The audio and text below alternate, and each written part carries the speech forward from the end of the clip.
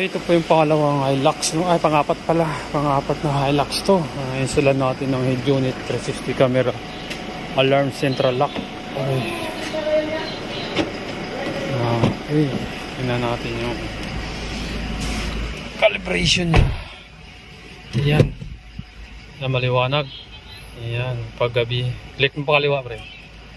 Kaliwa. Ayan. Kanan. Ayan, maliwanag kahit gabi. Tapos reverse play.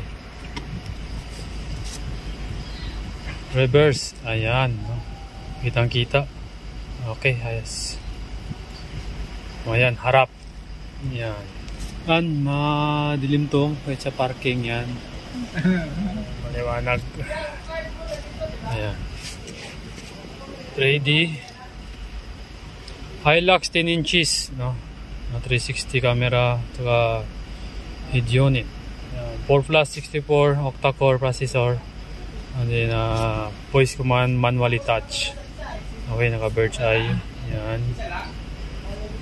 Yes. Saka recording siya. Pag nilagyan nyo ng USB, magsisave yung recording nya. Dito, sisit lang natin dito. USB to Full HD. Ayan. Okay.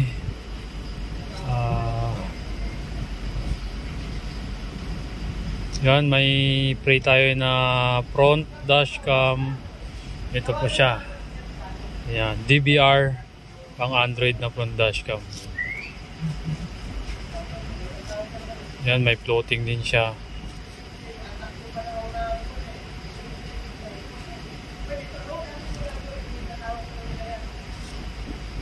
Ayan, naka-floating. May voice control, manually touch to yung voice command nya. Spotify, YouTube. Yan, may CNLog, DSP equalizer, AM, FM, Netflix, Maps, Chrome, Auto Android na rin, wireless, saka CarPlay wireless. Yan, Bluetooth. Yan. Dito na lahat. May Play Store. Pwede kayo mag-download dyan. Gawan nyo lang ng Google account. Yan, okay. Thank you.